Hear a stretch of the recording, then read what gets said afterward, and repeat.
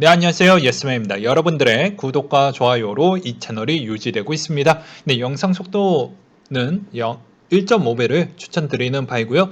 네, 이번에도 어떤 소식이 나왔는지 같이 한번 내용을 보도록 하겠습니다. 미국의 10월 산업 생산 예상치가 상회했고 전월 대비 증가했다고 하는데요. 19년 12월 가장 높은 수준에 보여주었고, 연준에 따르면 10월 증가폭은 절반 정도는 허리케인 아이다 영향으로부터 회복된 것을 반영한 것이며, 전년 대비 기준으로 5% 증가했다는 설명이 좀 있었고요. 그 다음으로 NAHB 주택시장지수 예상치도 80을 상회하며 전월 대비 상승한 수치를 보여주었다고 합니다. NAHB에 따르면 원자재 가격 상승, 건물 부지 확보, 구인난 등에 따른 공급망 차질 등으로 인해서 계속 제약이 지속되고 있지만 주택 수요가 여전히 견조하다라는 설명이 나오기도 했었는데요. 주택 쪽 미국도 한국만큼 뜨겁습니다. 제가 저번에도 말씀드리기도 했었고요. 이쪽에 관심 있게 좀 보시면 상당히 또 수혜 볼 수 있을 만한 투자처라도 볼 수가 있기 때문에 괜찮다. 한 구독자님이 어떤 투자가 좀 괜찮을 것 같습니까? 라고 해가지고 가끔씩 뭐 코인 이야기하면서 조금씩은 제가 이제 여러 의견을 드리는데 그게 꼭 정답이라고 될 수는 없어요. 그냥 이런 형태로 흘러가는데 이제 여기에서 제가 이 정도를 정보를 줬으면 조금 더 공부를 따로 하셔야 되겠죠. 왜냐면 여러분들 돈은 여러분들이 직접 지키는 거지 남이 지켜주는 게 아니에요. 예. 남이 지켜주는 건 뭐다? 예, 사기 아니면 보이스피싱 아니면 무언가 나한테 금전적인 피해가 클 수 있다. 그러니까 어느 정도 금전적인 보상을 해야 관리를 해주는 것이지, 너무나 터무니없는 수익률이나 뭐 그런 부분이 있다라고 하면 항상 의심을 해봐야 되고, 판단도 본인이 직접 해보고 결정도 본인이 직접 해야 결과론적으로도 후회가 나온다라고 해도 그 후회에 대한 측면이 상대적 대비 좀 덜하죠. 그리고 그만큼 빠르게 회복이 가능한 거예요. 다시 한번 말씀을 드리지만, 그래서 그런 이야기를 좀 드리고 싶었고요. 리치몬드 연은 총재가 인플레이션 압력을 평가하려면 몇 개월 더 필요하다고 언급을 했었는데요. 여기에서 이제 여러분들 의견도 상당히 중요합니다. 이 주어진 정보에 따라서 누군가는 인플레이션이 더 오래 갈 것이다라는 구독자 분도 있을 것이고요. 이 상태에서 조금 더 스무스하게 가다가 그냥 말 것이다라고도 생각하시는 분들도 있을 것입니다. 그건 각자 한번 판단을 해보셨으면 좋겠습니다. 왜 그러냐면 제가 일개 유튜버밖에 안 되기 때문에 모든 정보를 알 수가 없고, 그냥 제가 주어진 정보 부분이 으로 인해서 저도 그 주어진 정보 중에 정리를 해서 그것을 판단의 근거로 하여 투자에 임하고 있기 때문에 언제든지 투자에 따른 손실이 발생을 할 수가 있는 거예요. 이 점을 참고하셨으면 좋겠고요. 물가 상승을 야기하는 공급망 차질 문제는 내년까지 지속될 것이라고 전망을 내놓기도 했었고, 또한 정부의 부양책으로 인한 과도한 저축과 함께 인플레이션은 향후 수개월 동안 높은 수준을 유지할 것이라는 전망을 내놓기도 했었다. 근데 여기에서 이제 빠진 내용을 제가 조금 더 보충을 해서 설명을 드린다라고 하면, 기존의 컨테이너 선에 따른 소화 물량이 생각보다 빠르다고 합니다. 기존의 전문가들은 평균 6개월 추이 정도는 좀 더 걸릴 것이다. 또는 10개월에서 12개월까지도 보시는 분들이 있는데, 대다수 6개월 정도 추이를 좀 더 많이 보고 있다고 해서 저번 영상에서도 또 그런 이야기를 드리기도 했었죠. 근데 그것보다 좀 더 빨라지고 있다고 합니다. 그래서 소화가 더 빨라지고 있기 때문에 생각보다 이 병목 현상 부분이 좀 더 빠르게 개선이 되지 않겠냐라는 의견도 많이 나오고 있다는 점을 참고하셨으면 좋겠고요. 연준이 상당한 높은 인플레이션 수준에 대응하기 위해 보다 매파적인 움직임을 보여야 한다라는 주장도 나와주고 있는데, 이런 언급은 그러니까 연준이 주는 메시지가 너무 하나하나에 따른 의미가 너무 강력하기 때문에 오히려 그런 언급을 했었을 때 또 바라보는 시장의 움직임이 생각보다 강하게 나올 수가 있으니, 이런 연은 총재들이 어느 정도에 따른 립서비스를 좀 해주고 있다. 그래서 여러분들이 홀짝에 따른 판단의 의도를 잘 읽어야 된다라고 매번 설명을 드리고 있습니다. 그 다음으로 국내 소식은 기재부에서 올해 초과 세수가 19조 원 정도가 될 것이다 라는 내용이 나왔는데요. 이제 기재부 입장과 정부의 입장과 국회의 입장이 다 달라요. 그리고 여러분들의 입장도 다르고 투자자 입장도 다 달라요. 그래서 이걸 쪼개서 좀 보실 필요성이 있겠고, 저는 매우 중립적으로 언급을 드리도록 하겠습니다. 일단 기재부 입장에서는 추경 편성 이후 예상보다 강한 경제 회복세, 자산 시장 요인 등으로 인한 설명을 좀 했었고, 초과 세수분은 올해 중에 소상공인 손실 보상의 비대상 업종에 대한 맞춤형 지원 정책에 활용될 것이며, 나머지는 국가재정법에 따라 세제 잉여금으로 넘어갈 것이라고 언급을 하기도 했습니다. 그러니까 원래 스탠스는 이게 좀 더 알고 계셨던 분들은 알고 계시겠지만, 원래 이 재원은 세제 부분에 따른 잉여금으로 남겨두려고 했어요. 왜 그러냐면 기존의 부채가 좀 많이 늘어났기 때문에 그 부채를 좀 더 낮춰두려고 했던 취지가 좀 있었고, 최근에 무디스 측면도 제가 자료를 또 보여드리기도 했었죠. 국가의 신용도 부분이 좀 위태위태하다 보니까 웬만하면 어느 정도 신용도를 좀 더 유지를 하기 위해서 장기적으로 좀 보았을 때, 왜냐하면 이제 국가를 운영하고 그리고 가계부 역할을 해주고 있는 게 기재부 입장이기 때문에, 기재부 입장이 1년, 2년 이렇게 단기적인 가계부만 보는 게 아니죠. 장기적으로 좀 보는 입장이기 때문에 그런 재원으로 쓰려고 했지만, 오히려 이제 약간의 국회에서 그런 메시지도 좀 나오다 보니까 조금은 양보를 했던 측면이 좀 있었다라고 보시면 될 것 같고요. 그리고 달러 인덱스 추이는 95.92를 기록을 했다라고 합니다. 미국의 10월 산업 생산 및 소매 판매 지표가 호조를 보인 가운데 미국 경제 회복에 따른 기대감이 부각이 되며 전일 대비 상승을 보여주기도 했었고요. 금 가격 추이는 온수당 1853달러 선의 마감을 보여주었다고 합니다. 차익 실현 목적의 매물출에 10월의 수입물가 급등에 따른 인플레이션 우려에도 불구하고 미국 산업 생산 및 소매 판매가 생각보다 잘 나와주었다고 합니다. 그래서 위험자산 선호 심리가 강화된 점이 하락으로 요인이 나왔고요. 유가는 배럴당 80.7달러 선의 마감을 보여주었다고 하는데요. 전략 비축유 방출 기대감이 다소 약해졌음에도 불구하고 국제에너지기구, 국제 원유 공급이 증가하겠다라는 전망으로 인해서 약간 계속 에너지 가격을 어느 정도 계속 계속 누르려고 노력을 많이 하고 있는 모습을 좀 볼 수가 있었고요. 그 다음으로 코인에 대한 소식을 한번 설명을 드리도록 하겠습니다. 미국 은행에 가상자산 수탁을 받겠다라고 해가지고 부산에서 있었던 행사였는데요. 내용을 한번 보도록 하겠습니다. 한국 디지털 에셋 이사는 디지털 자산 박람회에서 이런 내용이 나왔는데요. 자, 통화감독청 OCC 수탁 업무는 은행의 고유 업무와 가장 유사하다라고 유권 해석을 내렸다라고 했습니다. 그래서 아무래도 이제 그 역할이 이제 은행 쪽에 있어서 하는데, 국내 쪽도 좀 그렇게 했으면 좋겠다라는 간략한 제가 요약본을 좀 설명을 드리는 부분이고요. 근데 아직 국내는 그 정도까지는 아니에요. 그 다음으로 피델리티 인터내셔널 CEO가 기관 참여 유도하려면 암호화폐 규제가 좀 더 많이 필요할 것 같다 라고 이야기를 하고 있습니다. 왜 그러냐면 미국이라는 나라는 생각보다 투자자 보호가 일단 무조건 영순위이기 때문에 그거에 따른 규제가 생각보다 더 많이 필요하고 더 까다롭습니다. 왜 그럴 것 같습니까? 당연히 기초통화의 역할론 때문에 그렇다라고 볼 수가 있겠죠. 그러하니 약간의 시간이 좀 더 필요할 것으로 보여지고요. 그레스케일 CEO가 메타버스 암호화폐 융합이 될 것 같다라는 이야기를 했었는데요. 비즈 인사이드에 따르면 암호화폐 자산 운영사 그레스케일 최고 경영자 마이클 소넨샤인이 미디어에서 인터뷰를 했는데 그런 이야기를 했다라고 합니다. 그래서 앞으로 이쪽이 좀 대세가 될 것 같다 라고 이야기를 해주었고요.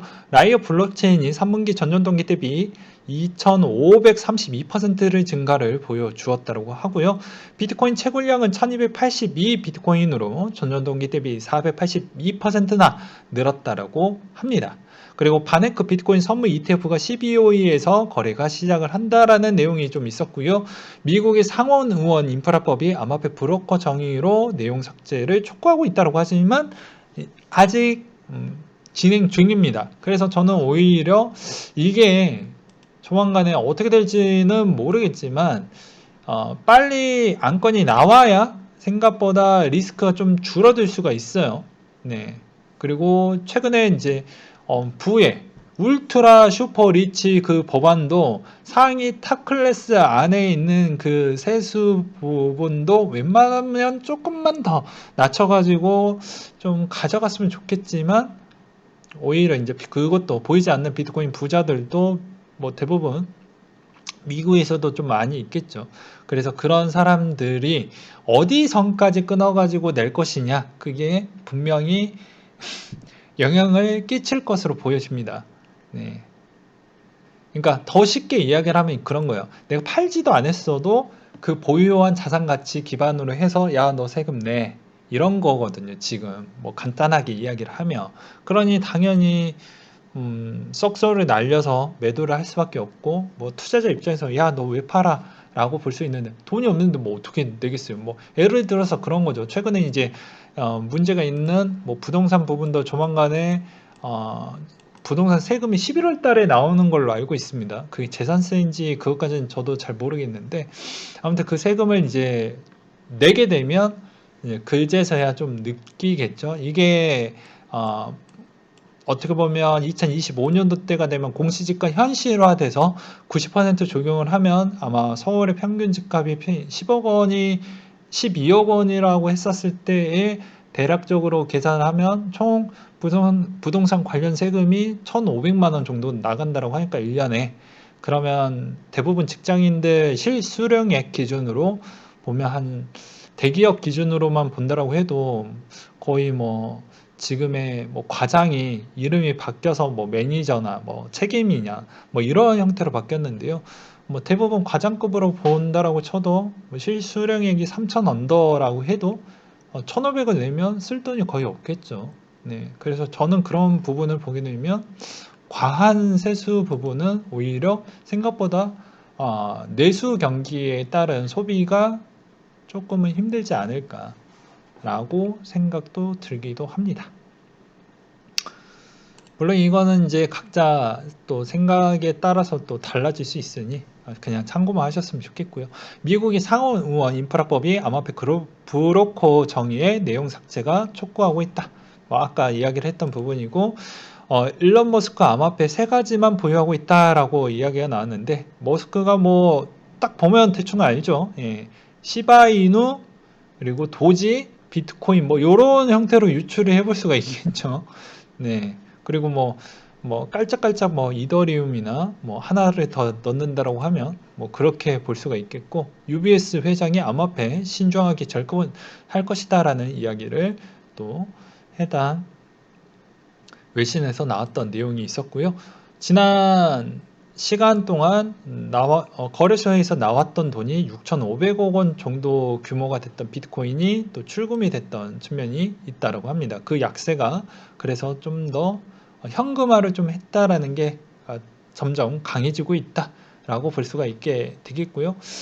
나중에 끝부분에서 제가 이야기를 따로 해드리기도 하겠지만 이 생각은 매우 주관적으로 볼 수가 있어요. 약세는 지금 추세로 보게 되면 좀 더 강해질 수 있다라고 저는 생각을 하고 있습니다. 아까도 이야기를 했지만 간단하게 부자 증세, 그리고 인프라 법안 부분, 그리고 기존에 규제가 필요하다라는 목소리, 이 판을 키우려면 규제가 필요해 계속 언급을 하고 있기 때문에 SEC 입장도 상당히 움직일 수 있는 가능성이 있겠죠. 그래서 올해까지는 무언가에 따라 행정적인 조치사항은 거의 연말이라서 거의 일을 안 하기 때문에 미국의 입장에서는 내년 연초에 움직임 부분에 따른 공포감이 조금 더 세게 나올 수 있다. 뭐 요 정도로 짧게 이야기를 하고 넘어가도록 좀 하겠고요. 네, 조조 프로젝트라고 해서 NFT 게임이 키운다라고 나왔는데요. 제가 이 만화를 한때 좋아하기도 했습니다.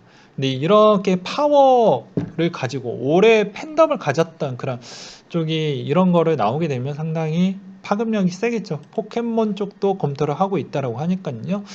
그리고 가상자산 과세, 한국조세정책학회에 따른 입장은 유예하고 주식 가치 공제를 해야 된다. 그러니까 매우 중립적으로 보게 되면 부족하고 지금 시점에 도입하는 건 바람직하지 않는다라는 걸 이분들도 알고 있습니다. 해당 보고서나 연구 나왔던 그런 자료들을 보게 되면요. 그분들은 거짓말을 치지 않아요. 왜냐면 나중에 어차피 자기 이름에 그 자료가 나오게 되면 그 자료가 어차피 끝까지 남기 때문에 그렇게 뭐 지금의 언론에서 나왔던 내용과 이 보고서 내용을 직접적으로 비교를 해가지고 보게 되면 일치하지 않는다라는 걸 누구나 아실 것입니다. 그건 본 사람들만 알 수밖에 없다라는 거. 그러니까 부지런한 사람들만 알겠죠.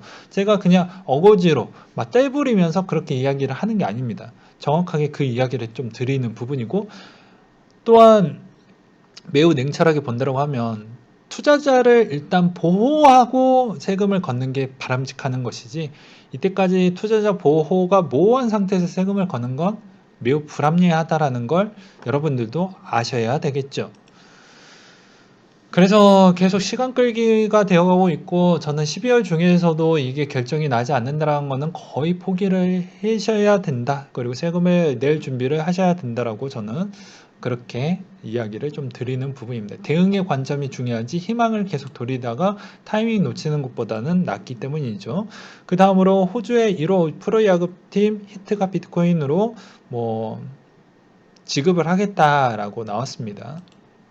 그리고 블록체인 산업에 투자한다. KB증권 종합자산 상품에 출시를 하겠다.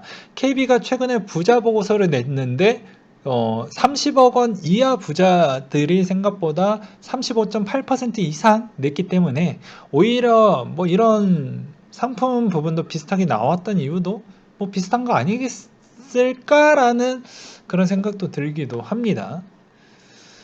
그리고 국세청 미신고 가상자산 사업자에도 일단 세금부터 내라 라고 하는데, 이것도 다 입장적 차이가 다르다라고 이야기를 했죠. 이분의 입장도 이해가 돼야 되고 우리의 입장도 이해가 해줘야 되는데, 결국에는 좀 매우 중립적으로 보게 되면 국세청 입장은 너무 과한 입장이다 라고 저는 표현하고 싶습니다. 왜냐면 저번에도 말씀드렸다시피 잠재적 범죄자와 잠재적 불성실 그러니까 세금 납부자가 되어버리기 때문에, 지켜버리기 때문이죠. 왜냐면 이게 코에 걸면 코걸이고 귀에 걸면 귀걸이가 되기 때문에 제가 그런 이야기를 하는 것이지, 무조건 뭐 정부에 따른 비판을 하고 싶어서 그런 이야기를 하는 게 아니다라는 점을 명확하게 말씀을 드리는 거예요. 그거에 따른 반대론자 분들은 제가 그 자료를 만약에 뭐 하거나 어떠한 다른 근거를 가지고 오면 제가 합리적으로 비판을 해드릴 수는 있습니다. 그리고 합리적인 비판은 항상 수용을 해드릴 수가 있어요. 제가 그렇게 꽉 막힌 사람이 아니기 때문이죠. 그러하기 때문에 이런 거는 다소 아쉽다라고 제가 계속 목소리를 내기도 했었고, 그 다음에 국민청원에 대해서도 정말 열정적으로 많이 했지만 이번에도 뭐 어쩔 수가 없죠. 사람들이 관심을 갖지 않으니 가장 중요한 부분에 따른 세금에 따른 절세 부분이 뭐 국민청원에 따른 통과가 되지 못했던 게 조금은 마음이 무겁습니다. 그래서 장기적으로 비트코인 투자할 때는 상당히 그게 또 발목을 잡을 것으로 보여지고요. 마운트 콕스 채권자가 2023년이 돼야 비트코인 배상 받을 수 있을 것 같다라고 나왔는데요. 채권의 배상 계획이 일본 파산 관제인으로부터 최종 승인을 획득하면서 채권안이 15만 비트코인을 받게 될 것으로 전망되어져 있는데, 23년도가 되어야 비트코인을 받을 수 있을 거라는 주장이 제기가 됐을 뿐입니다. 그러니까 팩트는 주장이 나온 것 뿐이지 이게 확정이 된 사항이 아니에요. 좀 더 빨리 지급을 해라 마라 이런 부분이 아직 결정된 사항은 아니고, 이제 거의 다 막바지가 됐고, 그거에 따른 확정의 세부 사항이 조만간에 발표가 나오게 되면은 이제 언제부터 이게 나오게 될 것인데, 존버의 기간이 워낙 오래됐고 이게 지금 수익성으로 보았을 때 95배 이상 수익성이 나왔기 때문에 이분들 입장에서는 당연히 그럴 수밖에 없거든요. 그 다음에 두 번째로도 저번 시간에도 이야기를 했지만 인플레가 미쳤습니다. 그러니까 당연히 일본 쪽에 있는 투자자들 입장에서도 어느 정도는 현금화를 할 수밖에 없는 입장일 것 같아요. 제가 봐도. 네. 왜냐면 비슷합니다. 예, 사람 사는 게 비슷하거든요. 예, 자영업 비중을 가지신 분들도 있고 다른 업종도 있겠지만 간단하게 이야기를 하면 모든 업종 부분에 있어서 실업자가 생겼고 그리고 그러지 않고 오히려 또 그만큼에 따른 사회적 비용이 많이 생겼기 때문에 약간의 그런 필요 경비를 사용할 수밖에 없는 것으로 매도세는 좀 더 심해질 수 있다. 근데 이게 좀 더 결과적인 부분이 빨리 나와주길 바랄 뿐이고요. 이 내용이 나오면 그걸 또 해석을 해볼 필요성이 있겠죠. 그렇게 좀 보실 필요성이 있거니와 그리고 이더리움 상위 청기 지갑이 시바이두를 최다 보유했다라는 내용이 또 눈에 들어오기도 했습니다. 재밌어요. 그리고 바이든 대통령 인프라법 서명 암호화폐 브로커 정의는 재무부의 책임이다.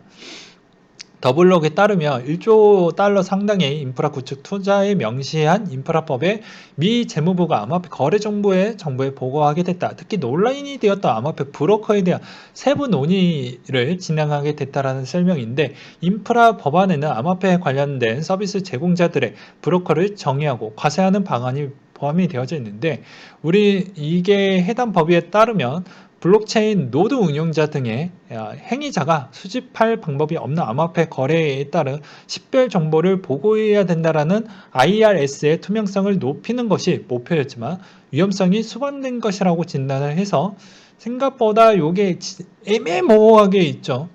예, 지금 상원에서 목소리를 좀 더 내주길 바랄 뿐입니다. 네. 이것에 대해서는 엄청나게 흔들릴 수가 있어요. 왜 그럴 것 같습니까? 지금의 주포는 어디다? 예, 미국입니다. 잊지 않으셨으면 좋겠고요. 위믹스 특근법 뉴스 떴다. 위믹스에서 튀어라.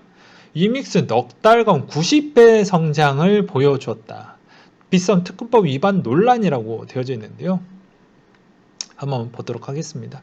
특근법에 관련된 법률 시행령 제10조 20을 보게 되면 가상자산 사업자나 가상자산 사업자 본인이 특수관계의 발행자 자산의 매매, 교환, 중개, 알선에 대응하는 행위에 대해서 거래를 제한하는 기준을 마련해 시행할 것이라고 명시가 되어져 있었다. 근데 생각보다 이게 위법의 소지에 따른 영향성이 좀 있었다라고 하는데요.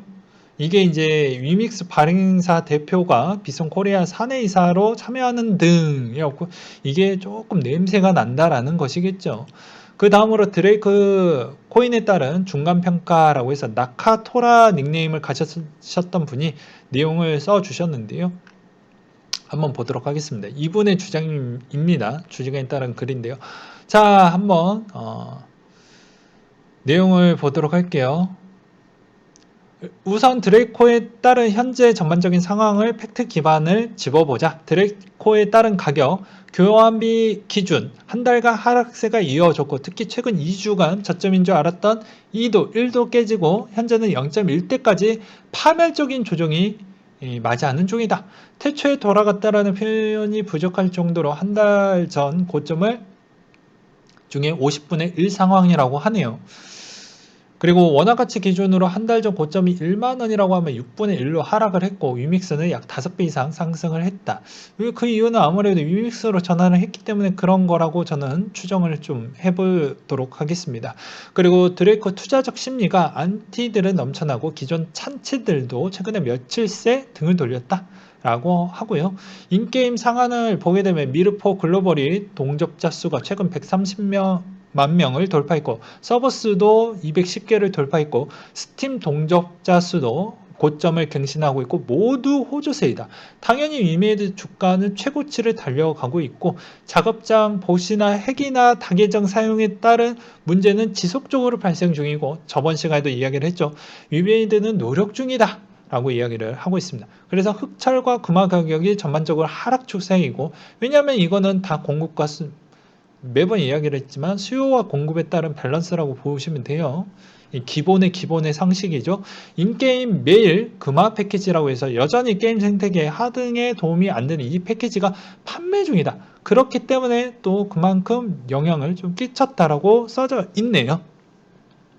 위믹스 빗성 거래소 상황이 위믹스 1년 내 100개 게임을 온보드 시키겠다라는 비전 제시와 바이낸스 코베 상장 기대감에 연일 상승 중이다. 빗성 거래소는 어제부터 발생한 크레이트 계열 오류로 인해 해당 코인들 월렛으로 입출금이 중단 상황이 지속 중이다. BSP 막상 공개된 아이템들로는 홈피 예시에도 한참 못 미치는 약한 아이템들인 건 사실이나 여전히 5천만원 이상, 많게는 1억 원 이상 가치를 지녔다라는 전설템 1티어 소수와 다수템, 영음템 2티어 부분이 많고 프리스테이킹 시작일 9일부터 6일 동안 현재 260만 개 스케이팅이 됐고 참여자 수는 5천에서 10,000명 정도를 볼 수가 있겠다. 괜찮다라고 보고 있고 성공했다라고도 볼 수도 있겠다. 이틀간 드레이코 턱락이 진행이 됐고 스테이킹 참여도 역시 조조해지고 있는 추세이다. 약간씩 약해지고 있다라고 보시면 될 것 같습니다. 드레이코 상위 홀더들은 수량의 변화를 좀 보도록 하겠는데 상위 홀더가 이러한 급락 속에서도 홀딩을 하고 있고 일부는 소량 대량 추가 매수를 하고 있다. 일부는 스테이킹의 대량 예치 중이고 극소수가 매도 또는 매도를 대기하고 있다.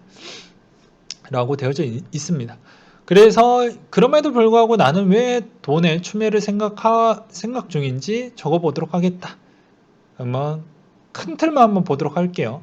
일단 미르포의 흥행은 위믹스와 이메이드의 현재 주가 향후의 계획에서 빠뜨릴 수 없는 핵심 요소이기 때문에 이게 상당히 가능성이 높게 보여진다. 일단 드래크가 핵심 재화이고 그 원화 가치가 일정 가격 밑으로 내려가게 되면 쌀먹 유저를 주축으로 한 플레이 투원 유저들이 이탈하게 되고 게임은 망하게 되어져 있기 때문에 적정 원화 가치 밑으로 어느 정도 방어막이 어느 정도 게임 회사들이 그거를 적당히 해줄 거라는 믿음, 믿음의 신뢰 구간이라고 볼 수가 있겠죠.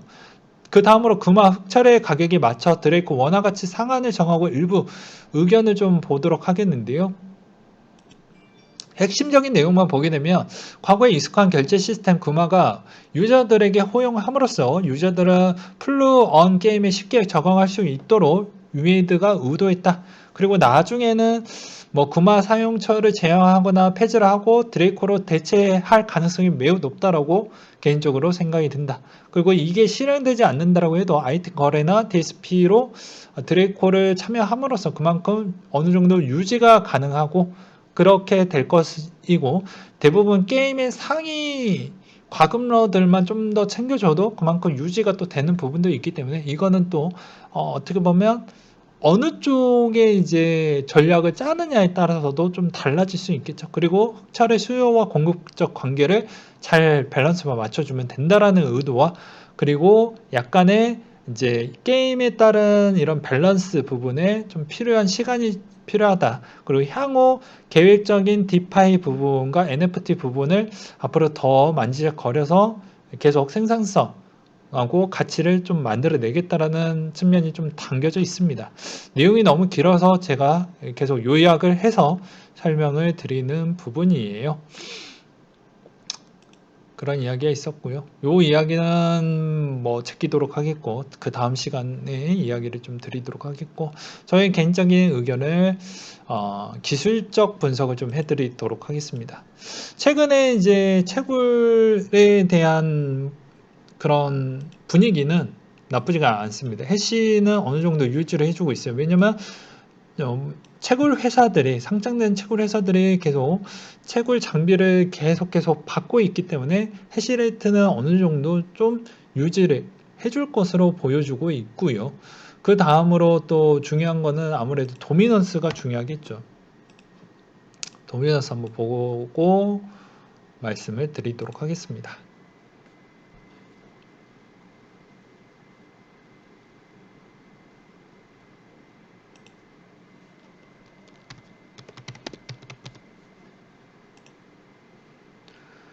도미넌스를 좀 보게 되면 저의 개인적인 생각입니다. 매우 주관적이고 그냥 이런 생각을 갖고 있다라는 걸 그냥 공유를 드리는 거예요. 앞으로 비트코인에 따른 도미넌스 추이는 좀 더 올라갈 것으로 보여지고 있기 때문에 웬만한 알트코인의 지금의 흐름의 테마성이 좀 더 짙고 있습니다. 왜냐하면 뒤에 이름이 사명이 NFT만 붙이거나 NFT 사업만 하면 지금 뜨고 있는 것이 많거든요. 예. 그게 코인이든 뭐 주식이든 뭐가 됐던 간에 지금 엄청나게 급등이 나와주고 있기 때문에 이게 어느 순간에 멈출 것이냐가 중요할 것 같고요. 그리고 매번 이야기를 했지만 여기에서에 따른 뭐 세금 부분도 있겠지만 가장 중요한 거는 이 구간대에서 빨리 넘어가 주어야 됩니다. 뭐가 됐든 간에. 무슨 말이냐면 못해도 12월 초반 때까지는 이 구간, 이 횡보 구간이 끝나야 됩니다. 더 올라갈 거라고 하면. 예. 그러하기 때문에 이 마의 구간을 빨리 넘어가야 된다. 이게 만약에 12월 초 때까지도 뚫지 못하면 생각보다는 재미없는 장이 꽤 짙어질 것 같고요. 오히려 계속 말씀드리지만 기존의 데이터를 계속 세이빙하고 기록을 남겼던 분들은 아마 아실 겁니다. 제 의견이. 선물의 ETF나 선물에 있는 거래소를 운용했던 게 오픈 시점으로 그 달에 선물 만기가 돌아있던 패턴이 나오게 되면 약세가 좀 더 짙어지기 마련이고요. 현물 거래소의 거래가 스테이블 코인들의 발행 부분이 안 나오기 때문에 이게 언밸런싱해지기 때문에 선물은 좀 어떻게 보면 정보에 가장 취약한 구조를 갖고 있습니다.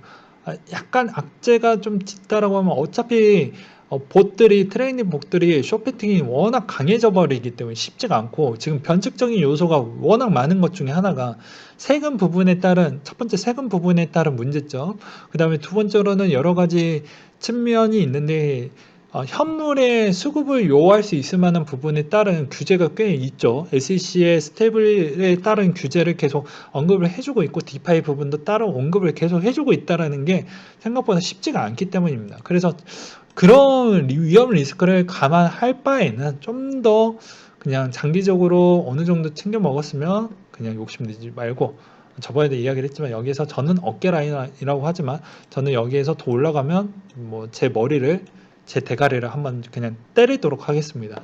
왜냐면 제가 판단 미스를 했기 때문에. 근데 여러분들도 제가 일개 유튜버밖에 안 되기 때문에 여러분들 돈은 여러분들이 운영을 하고 그 결과물도 여러분들이 그 수익성이 본인의 실력으로 가져가는 것이기 때문에 그렇게 그냥 참고만 하셨으면 좋겠어요. 근데 오히려 저의 주장은 그런 게 좀 있기 때문에 쉽지가 않는다. 그리고 기술적으로 본다라고 해도 지금 이 기간 동안 저도 그냥 단순하게 보는 게 것 중에 하나는 장기의 캔들과 장기에 있는 이평선 자체가 너무 가까이 붙으면 별로 좋지는 않거든요. 근데 벌써 생각보다 제가 바라보는 뭐 121선이나 241선이나 481선이 계속 머물면서 매물대 부분은 계속 쌓여가고 있기 때문에 생각보다 돌파하기에는 쉽지 않다. 그래서 오히려 여기에서 횡보하고 좀 더 약세가 나올 수 있는 가능성이 나오게 되니 오히려 알트코인에 기회 줄 수 있을 만한 테마 요건에서 좀 더 챙기고 그렇게 가는 게 낫지 않을까. 그리고 만약에 한 번에 알트코인이 어떻게 보면 중대형이나 대형 코인 쪽에서도 급등이 나오는 형태가 나오게 되면 그 시즌이 마지막 기회라고 보시면 될 것 같습니다. 그 이상 더 많이 주기에는 좀 어려울 것 같다라고 저는 표현하고 싶네요. 네, 이상으로 마치도록 하겠습니다.